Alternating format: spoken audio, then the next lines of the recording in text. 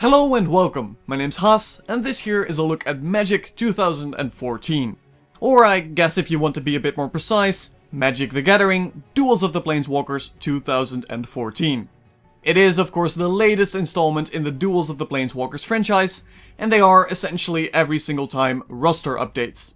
You get a whole new set of decks, maybe some updated older decks, and then one new game mode. In Magic 2014, that new game mode is called Sealed Play, and I figured why not take a look at this and see what Sealed Play actually contains. So, in Sealed Play you get, first of all, 2 deck slots. You never get more than these 2 deck slots unless you purchase a 3rd deck slot. Which will cost you around, I think, €2, which honestly isn't that much, but it would have been nice if at the very least in campaign you could reset your decks, because frankly, making these decks is half the fun of Sealed Play. Regardless, I think it makes sense that in multiplayer you can't actually reset these decks though, because then people would just endlessly reset their decks until they get that magic set of cards that allows them to dominate the multiplayer, which is not at all the point of Sealed Play. The point of Sealed Play is simply that you make do with what you get. So, what do you actually get? Well, first of all, you get 6 booster packs, and these 6 booster packs all come from a similar pool of cards. You will never fight enemies that have cards that you can never get. You will, however, fight enemies that have cards that you simply don't get because you weren't lucky enough, I suppose, to get those cards. Every booster pack will contain 1 rare or a mythic rare card, and then 3 uncommons. The rest of them can all be completely random though. You can have cards from any type of color, you could have cards that are terrible, you could have cards that are amazing. You have to make do with what you get. So let's see what I actually already made here. I did complete the campaign with one of these, and this here is a black and white deck. Now, I actually wanted a white and blue deck, because I simply like playing white and blue decks, but again, I didn't get any good blue cards. I got some good blue cards, but they didn't really complement the white parts of my deck. So what do I actually have? Well, I have a very enchantment-heavy white and black deck here. As you can see, I have Spirit Mantle, which is amazing. I have 1 Pacifism. I really wanted more, but I didn't get any more than this. Pacifism is quite a good card, allows you to get a bit of board control. I have these 2 Indestructibilities, which are great auras. I have Mark of the Vampire, which are decent auras, and then I have some pretty nice black creatures. I have the Vampire Nighthawk, a very cheap and amazing card, I think. It has Flying, Death Touch, and Lifelink, so if you start buffing this up with, say, Spirit Mantle or Indestructibility, perhaps even both, you now got a very, almost immortal defender. Then I also have Hypnotic Spectre, which is frankly the reason I picked the black deck, because Hypnotic Spectre is quite an amazing card. I wish I had more, but what can you do? Then I have 2 Distress cards, as you can see. Distress allows you to force an enemy to discard a card. Essentially, I have a pretty nice mix of auras and then discard abilities, which is a pretty good combination. It's not the best thing I can do here, even though, as you can see, the deck strength says it's on awesome. Now, this deck strength here doesn't make any sense. Let's see, I need more creatures, apparently, in order to be more awesome. I suppose I can be the most awesome deck in the game if I put in some more creatures. Why not do that? Let's have a look at this. I could, I suppose, remove these indestructibilities, maybe remove a safe passage. And what did I need? I needed more creatures, right? So, let's go to something completely useless. These 2 worms here are green cards. Obviously, I cannot use these 2 cards because I don't have any green mana, and I'm not going to put in any green mana because that would be a waste. Yet, apparently, now I'm as awesome as it can get. I now have the most awesome deck in the game, apparently. This deck strength, as you can see, really doesn't make any sense. Let's quickly remove these cards before I forget to remove them and keep them in. That would be quite silly. Safe passage is what I had, I think. Yeah, this should be it. And then what you actually do with this deck is you can go into the campaign. This campaign, again, is also completely random. You will face mono-color decks. So my first enemy here is Ajani. He will play a mono-white deck. I could have very easily have faced off Jace as my first opponent, who plays a mono-blue deck. It doesn't matter what kind of deck they play though. You get some booster packs in this, but it's not dependent on the enemy you fight. You get a booster pack at the start, you get a booster pack in the middle, and then you get your final booster pack right before the final fight. This basically allows you to optimize your decks a little bit more, and maybe you get that great card that you've been hoping for, but chances are you won't. What you can then do is you can play the campaign again. It's not that big, sadly, the campaign, or you can go into multiplayer. And I figured, why not actually go into multiplayer and see what my little deck here can do. Alright, so we found an opponent, black with 2 Ks. Let's see if we can actually do this. I don't obviously know what he's going to play. Could be any colors with this deck. Let's see, I do have quite a lot of mana, but pretty bad cards, to be honest. Bloodhunter Bat is quite nice, Dawn Strike Paladin is quite nice as well, but I don't even have an aura in this, so I'm going to redraw. Let's see, Terramorphic Expanse. I think I can make this work. White Knight is quite a nice card. Alright, I'm going to keep this. And let's see what he's actually playing. He has the Spellslinger title. These titles are little achievements, essentially. I have Auramancer, which is from playing the mono white deck, as a lot of... basically using a lot of auras. It's not that creative. Spellslinger, I think, is just from doing a ton of damage in one turn. He has a standard portrait. This portrait I have is also from an achievement. I think from using Mulligan so many times that you only have one card and then winning. I'm not quite sure. They don't really do anything else other than little visual differences here. Okay, so it seems to be... it's going to be a dual deck, because otherwise he wouldn't have Terramorphic Expanse. And it's a green deck. Okay, let's see. I'm going to play my own Terramorphic Expanse. And I'm going to wait and use it in his turn, just simply to annoy him. Because that's what you can do. I'm just going to use it now. I'm going to get a white mana here in order to play my White Knight next turn. White Knight is quite a good card. I actually used to have Black Knights in this deck as well. But Black Knights have protection from white, whereas White Knights have protection from black. So obviously all my white auras wouldn't work on the Black Knight. The few black auras I have aren't really a big deal, otherwise it's still a really good card. It's a pretty cheap card. First strike, which means that if I'm going to attack his one, I will win the fight without losing my White Knight. He's playing a white-green, obviously. I'm going to play my White Knight now. Which is a fairly competent defender. If he attacks me, I'm going to kill off his, what's it called, Sentinel Sliver, without losing my White Knight, because First Strike basically means you will attack first and then the fight occurs. Although he just did play Oakenform, okay. It seems to be another enchantment deck then, I guess. Which would make sense, a white-green. I am not going to block... Wait, I can block this pretty... No, protection from black. Never mind, I thought I had protection from white for a moment. Not going to block that. You will do 5 damage, but doesn't really matter. Going to play a Swamp. I can play my Spirit Mantle and my Effigy. Brittle Effigy. I think I'll do that. The Spirit Mantle would mean I can actually block his attacks, which is going to be pretty important. Otherwise he's going to swing me for 5 every single turn, which is going to be a very short-lived battle. Play my Brittle Effigy as well. Brittle Effigy allows me to exile any creature on the field, which is quite nice. Then, yeah, I'm not going to attack. Does it have Vigilance? No, I'm not going to attack. I'm going to play the Spirit Mantle, and that gives me a 3/3 protection from black and protection from creatures. Wow. Which means I basically now have a defender he can't get rid of with his creatures. He might have, let's see, a white-green deck. He might have a Pacifism. But otherwise he won't really be able to get rid of this card at all, because he has no kill cards. As you can see, I can simply block this with no worry. He's going to play a Rumbling Baloth, which is a 4/4 creature. It's quite nice if you start buffing that up, but otherwise not that exciting. I'm going to play another black mana, and then I can play the Vampire Nighthawk or the Bloodhunter Bat. Can I actually... I think I'm just going to... Let's see, can I play... both of these? No. What I think I'm going to do is just Brittle Effigy his Sentinel Sliver, honestly. Because Oakenform, you can't have many of those. Oakenform is a pretty rare thing. Obviously, when it gets exiled like this, or removed in any way, Oakenform also goes into his graveyard. So in this case, he just lost Oakenform. That was the main thing here. I doubt he has more than maybe 2 Oakenforms. He probably won't have a lot of them. Oakenform is a very good enchantment.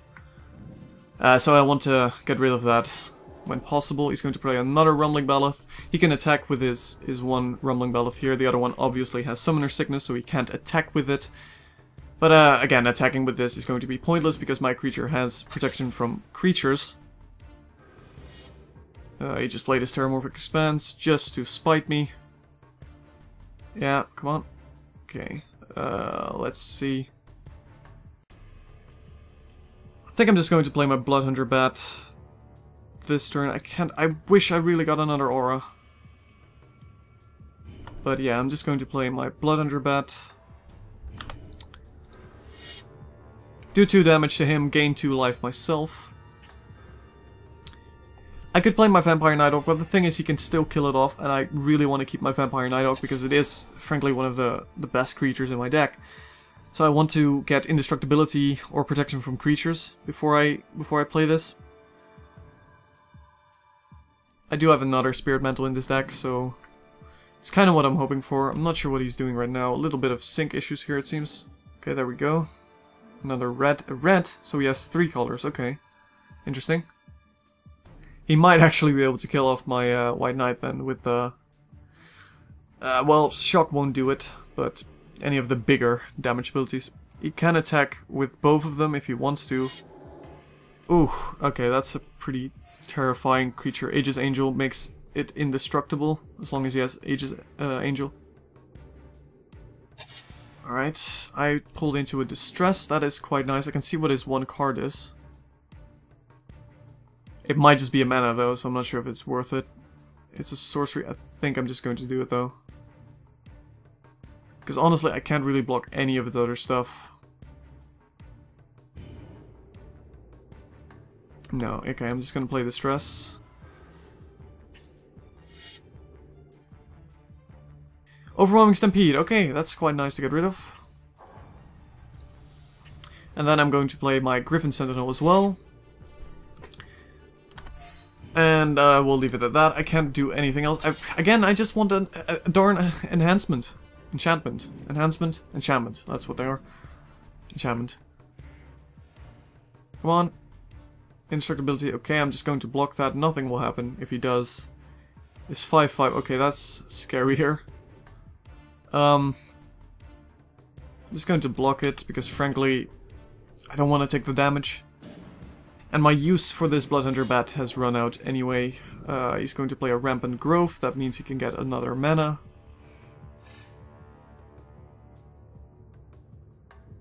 He doesn't have any cards though, so I'm not afraid of any kill-off cards. I think I'm just going to play my Vampire Nighthawk in case he wants to attack me again with... Ooh. Now that's nice. Indestructibility, okay. Can I? Yes. No. Next turn I could play both of them at once. Not at once, but I could play the second one. Okay, so I'm going to attack with my Griffin, because that's Vigilance, which means it can still block. It can attack and block. It won't be tapped when it attacks. Then I'm going to play the Vampire Nighthawk, in case he wants to attack me with the Aegis Angel again, because it has Death Touch, and I'll gladly kill that off. In that case, otherwise I'm going to save up for indestructibility if he doesn't kill off my Vampire Nighthawk. He won't attack me though, because he wants to keep his Aegis Angel. If he attacks, I'm actually not going to block with my Nighthawk, because I want to get indestructibility on this, because then it's just going to be a silly card. Unless he has... indestructibility basically means that it cannot be killed off with any abilities or creatures. It can still be removed though by, say, exiles or unsummons, but he isn't playing the blue deck, so he doesn't have unsummons. And well, he might have Brittle Effigy, but he hasn't used it thus far. He's taking his time. That's fine. It's a game of strategy and thought. A little bit less time would be nice though.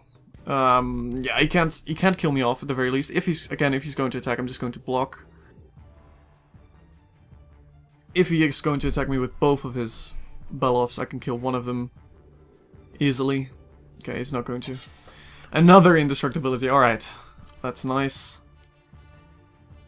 Sadly, they're not instants and they don't have flash, so I can't trick him into blocking, for example. What I'm going to do is just play indestructibility on my Nighthawk. He might have maybe a pacifism. Maybe? That would be pretty nasty, but I sort of doubt it because he probably would have used it last turn then. Okay, here's another card. One of his is a mana. Let's find out what he actually has.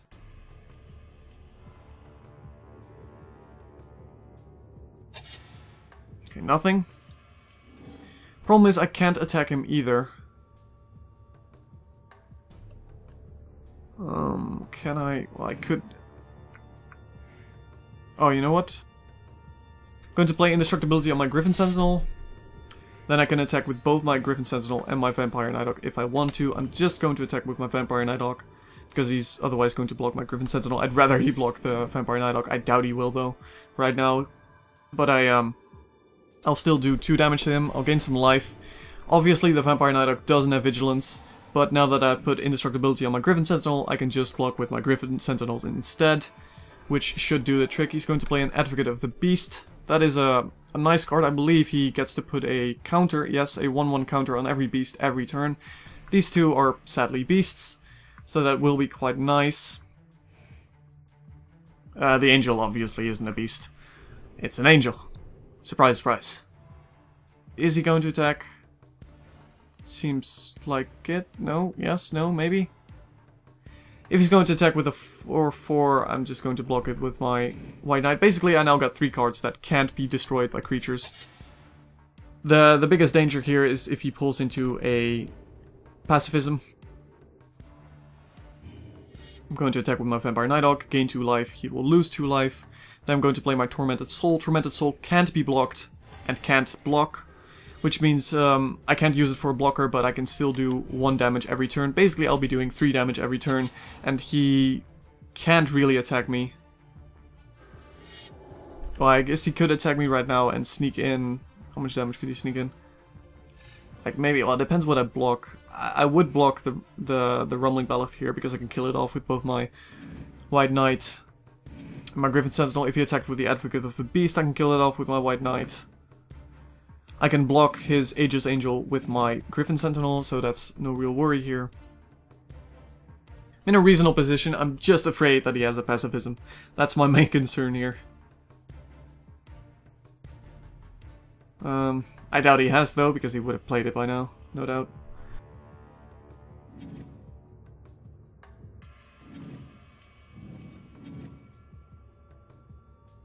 Yes. Any day now. And large, okay, that is tricky. That means it has to be blocked this turn, which actually is fine. Okay, so in large, as you can see here, it gives him +7/+7, and it needs to be blocked this turn if able. Now I can block it with the Griffin Sentinel, so nothing is going to happen here. I'm gonna kill his Advocate of the Beast with my Knight. He'll do some damage, sure, but I'll kill his Advocate of the Beast, and he'll still do a lot of damage. It does have what's it called? What's it called? Trample, of course. Yes. I could fully attack him this turn if I want to. That would be, let's see, that's 8 damage. I'm gonna attack him this turn. I have Safe Passage, so that prevents me from doing any damage. You'll probably notice by now, though, that I have Safe Passage. Or at least some sort of card that allows me to defend, because I just attacked with everything, so it's kind of obvious what I'm doing here. But maybe he'll fall for it. Maybe he doesn't have the cards in order to actually block me. If he fully attacks me now, I win next turn. And he does. Beautiful. So what I do now is play Safe Passage. Safe Passage prevents any damage that will be dealt to me or dealt to my creatures this turn, which means he won't do any damage this turn. His creatures are tapped. He's going to play Predatory Sliver. That is not going to help him at all.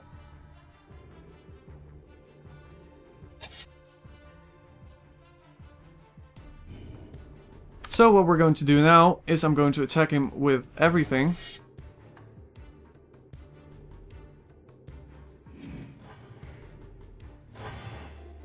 And there we go, that's a victory with my black-white deck. It's an okay deck, as you can see. I wish I had some instants in there, but it does the trick. So, as you can see, that was a decent deck, or as the game calls it, an awesome deck, apparently. I wouldn't say it's that awesome, though, because it can be easily countered. For example, with any blue deck that has Unsummons. Unsummons basically allows you to return a creature from the battlefield back to the owner's hand. Considering that deck relies so much on enchantments, that means those enchantments go into the graveyard. I also don't have any instant kill cards, even though I'm using a black deck there as well.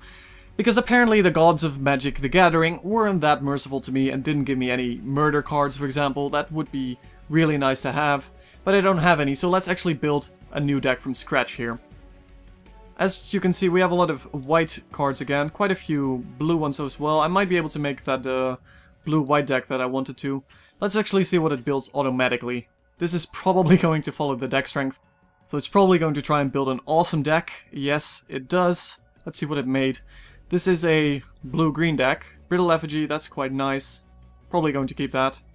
See what the deck actually does. Seems to be focused on a lot of big creatures.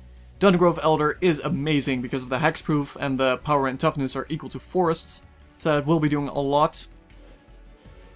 The Balofs here. Crumbling Colossus. I don't like this card because it dies after combat.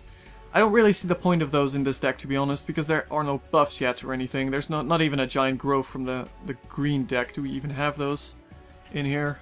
No. Okay, so that makes somewhat sense, but I wouldn't put those in this deck then.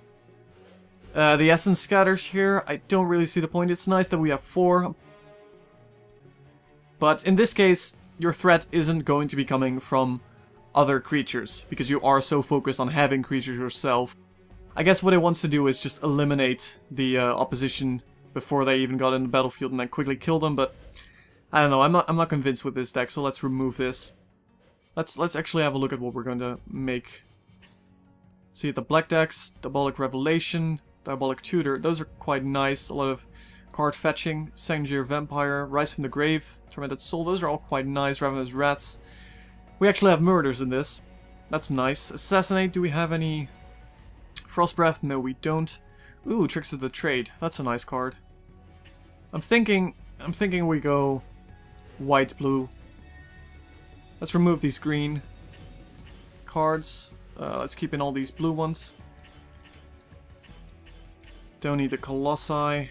I don't like them. Going to keep the Brittle Effigy because it is quite amazing. Allows you to exile target creature. Let's put in... Let's see, I do want to get this Tricks of the Trade.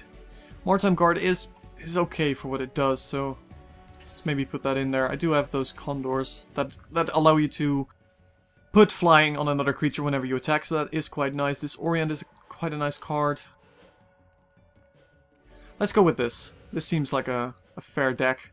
Should be able to do quite a bit of damage. A lot of sneaking in damage, flying, a lot of flying oriented damage and creature protection, so that can be quite nice. My biggest concern here is creature removal again. We don't have any, besides Stave Off, we don't have any defense against that, so I want to get some counterspells in the campaign if possible. Hopefully. Maybe some more Stave Off, that would be nice as well. Of course, now the most important thing to do here is give it a appropriately cheesy name. How about, like that. Yeah, that seems cheesy enough. Let's get a nice portrait in here that represents what we're playing. See where, let's do this one. Blue and white, that'll do. And let's go into the campaign with this. Yep, safe. Alright, as you can see, the campaign is completely different to the other campaign that I had. My first opponent here is Garruk Wildspeaker. Garruk Wildspeaker is a mono green deck user, and as you can see, you get new booster packs at the first fight, the third fight, and the fifth fight. So let's jump into a fight here and let's see if we can kick Garruk's ass. Let's see, this is a pretty good starter hand. I'm just lacking mana, that's the problem here. I think I'm going to risk it and go with this. And hopefully I'll draw some more mana next turn. Come on, mana, mana. No, that's not a mana. Well, maybe next turn. Of course, I'm not going to draw any mana at this right now. I asked for it. I completely asked for it. He is probably going to play that... Oh, Predatory Sliver. Okay. Yeah, of course, they're also using the same pool of cards, so he won't be getting any cards that I can't get at all that you would be fighting in inside the campaign. The normal campaign. Let's just play this Maritime Guard, and I can block his attacks. Essence Gather, Stave Off, quite nice. Mighty Leap. I just need some planes here. Yeah. Planes, please. Advocate of the Beast allows him to put a 1/1 counter on a target beast creature. That can be really nasty. There we go, that's the planes.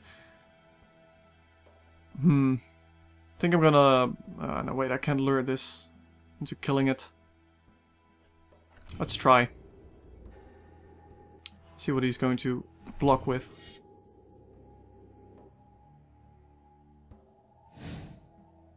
Oh, he's going to block with both. Okay, that's fine. I'm going to use Mighty Leap on my Maritime Guard. That allows me to kill off the Advocate of the Beast because I targeted that one first. And it's still alive. There you go, Advocate of the Beast gone. Crisis averted. Because that Advocate of the Beast can really start racking up. Because every turn he can put a 1/1 counter on a target beast. Now he didn't have a beast yet. But still. He will in the future, no doubt. Predatory Sliver. He did put Oaken, what is it called? Oaken Form? Yeah, that gives it +3/3, which is very good. I think I'm going to remove that though. Let's see, can I... Yeah, I can block this. I can remove it two ways actually, with Stave Off or with Solemn Offering. I'm just going to use Solemn Offering though, because that's... seems less wasteful to me. Stave Off can be creature saving essentially. So I'm going to use Solemn Offering on the Oaken Form. That gives me 4 health and removes Oaken Form, so now it's back to a 2/2. And that is one of the best enchantments that the green deck has. So that is very nice that I can remove that. Right, he's going to attack me for 2. I'm just going to block next turn because otherwise he's going to win the exchange. Reach, Death Touch on the Deadly Recluse. That is quite good.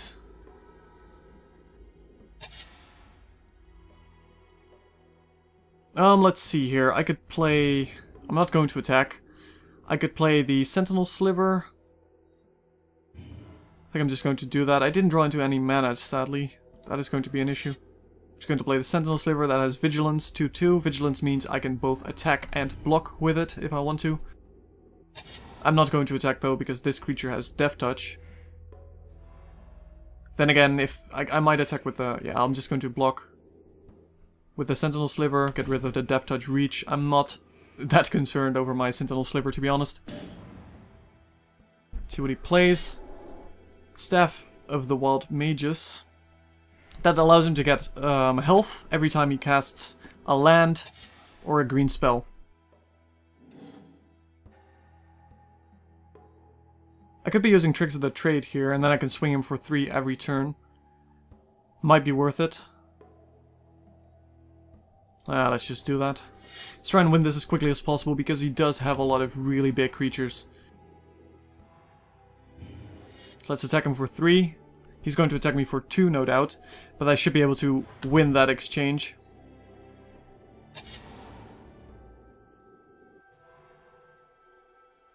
Yep, there we go. He's going to attack me for 2, then he's probably going to get another creature in play. Now, because I used Tricks of the Trade, my creature cannot be blocked. He used Protean Hydra. That is a pretty crazy card.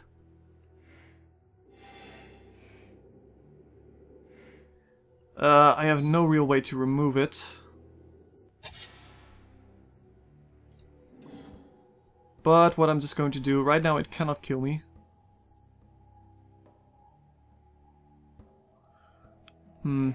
Yeah, he didn't really... If he used it later on, it would have been way scarier. So what I'm going to do, I'm going to attack with the 3/3 Maritime Guard. Then I'm going to play the Dawnstrike Paladin, which has Vigilance Lifelink. And it has enough to survive a possible block. That being said though, he'll probably try and lure me into a trap if he actually wants me to block right now, because he'll know that I can... The AI will know that I can block this, so if he attacks, it is likely because he has a buff. Hunt the Weak. Right, he's going to kill off my Maritime Guard. Hunt the Weak is a very nice card. Allows you to fight another creature. Yeah. It's a pretty crazy card though. What I can do though is play Spirit Mantle. And that's exactly what I'm going to do.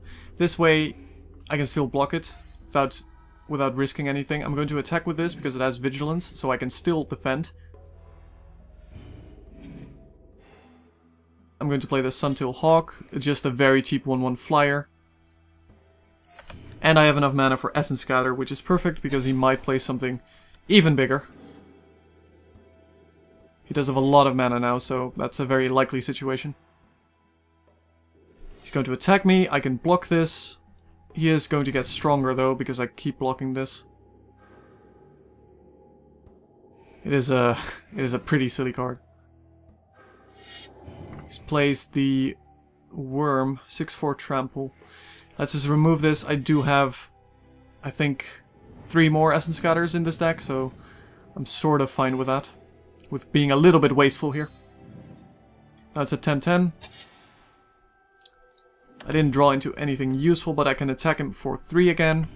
As you can see, it's very much about sneaky damage. It's sort of similar to my other deck that way, but I think this one might be stronger. Because I do have Essence Gather. And I have actually 1 Stave Off. Which I don't at all have in the other deck. He's going to attack me again with the 10/10. I can block this. We're just going to repeat the same thing over and over until I finally take him down. Because I can both attack and defend. As I said before. So he's going to get an even stronger one now. But that is fine because he can't go through that. I still have pacifism as well if I need to use this. I'm not going to use it now. Because there is no point. Just going to attack him for 4. Have enough mana for the Stave Off. In case he uses... well, I don't know. I don't think he can actually remove it because it has creature protection. And he pretty much only has ways to remove creatures. With other creatures. He attacks with the 13. Yeah, we're just going to be repeating this over and over. Which is quite amusing, but I'm going to be doing 4 damage to him every turn, and he's not going to damage me at all. Of course, the danger here is if this creature does slip past at one point, then he might just kill me in 1 turn. So I gotta make sure that doesn't happen. Luckily, Mono Green doesn't have any pacifisms.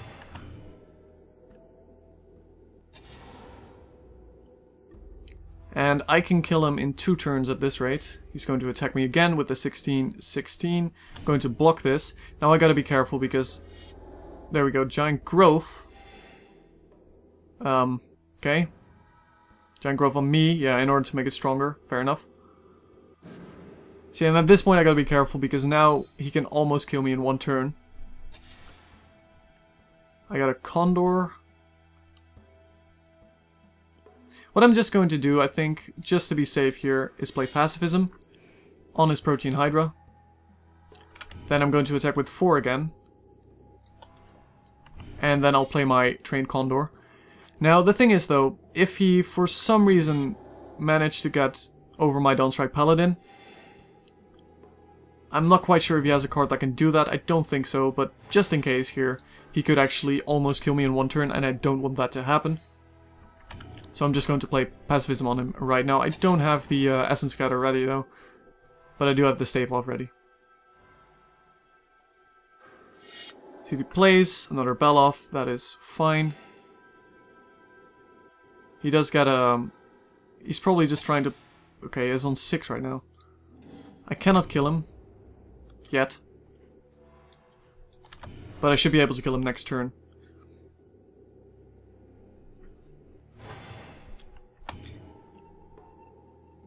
He's likely going to try and play as many cards as he can in order to get more health. He's now on 2, I can still kill this, I can do 5 damage. Okay, he's going to defend. But that won't work because I have Spirit Mantle. I can... let's just kill off his Sliver. I don't really care about that 4 damage. I have 32 health now. Brittle Effigy... No, wait, he can't even defend because of Pacifism. Right, fair enough.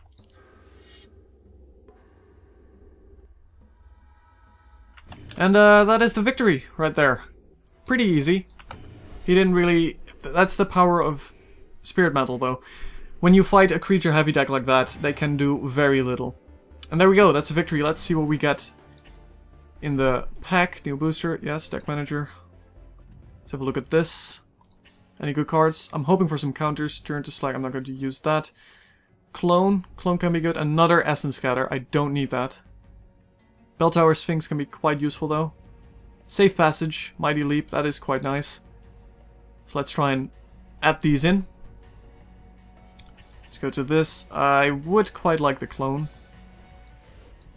The Bell Tower Sphinx is very useful as well. So I might as well do that, especially in combination with the Spirit Mantle. Because that way I can keep blocking, and they'll have to put stuff into the graveyard. Let's see, I got another Mighty Leap, so let's put that in. I don't think I need another Essence Scatter, to be honest. Frost Breath might be useful. Safe Passage, I do want to get that. Very good card. Now I have 44 cards again. Let's remove this Disorient. It's a bit expensive for what it does, frankly. Let's see, I think... maybe remove one Essence Scatter. Although I do... 3 Mighty Leaps now. Let's remove an Essence Scatter.